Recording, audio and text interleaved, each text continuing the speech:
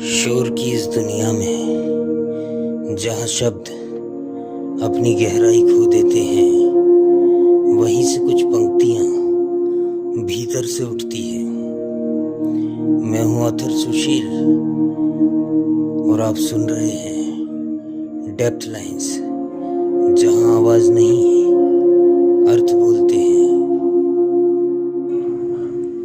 अक्सर हम किसी बड़े धमाके या किसी हरे संकेत का इंतजार करते रह जाते हैं, जबकि असली यात्रा ज्यादातर खामोशी में शुरू होती है।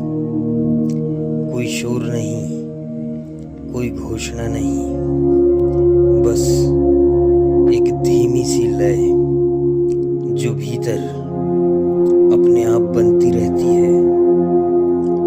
कुछ चलने के लिए इशारों का इंतजार नहीं करते, वे अपने ही समय पर आगे बढ़ते हैं।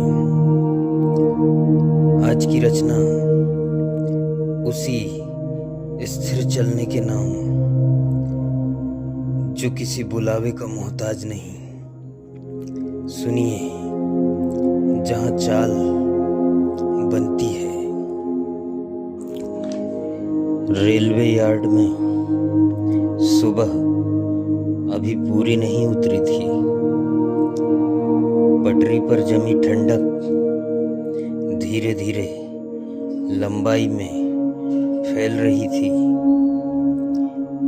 एक इंजन काफी देर से खड़ा था, उस पर कोई हरकत नहीं, बस भीतर कुछ हल्का सा संचित। दूर एक सिग्नल लाल से हरा नहीं हुआ, फिर भी पटरी अपनी दिशा में स्थिर थी। एक कर्मचारी रजिस्टर में समय नहीं, आगमन लिख रहा था, जैसे हर दर्ज पंक्ति किसी दोहराए गए प्रयास की गवाही हो। पास एक पुरानी बेंच पर जूते रखे थे, गीले मगर सधे हुए। उनमें रास्ते की धूल नहीं, उसकी आदत थी। अचानक कोई शोर नहीं हुआ, बस इंजन के भीतर एक हल्की सी कंपकपी उठी और पटरी पर धातु की एक लय खुद को दोहराने लगी। कोई धक्का नहीं, कोई आवाज नहीं, फिर भी गाड़ी चल पड़ी। बाहर धुंध जस की तस रही, अंदर दूरी तय होने लगी।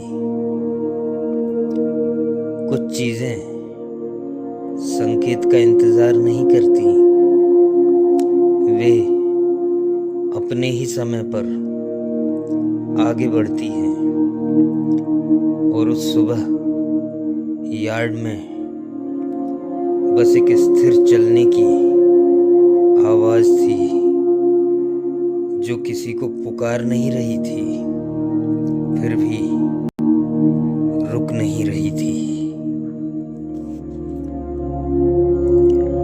शायद ये पंक्तियां सिर्फ मेरी नहीं थी, आपके भीतर भी कहीं किसी कोने में दबी रह गई थी।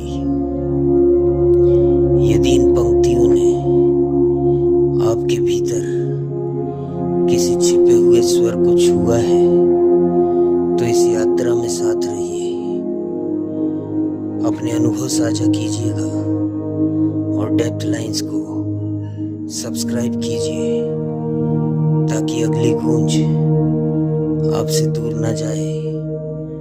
मैं हूँ ऑथर सुशील, फिर मिलेंगे। किसी और गहराई में। शुक्रिया।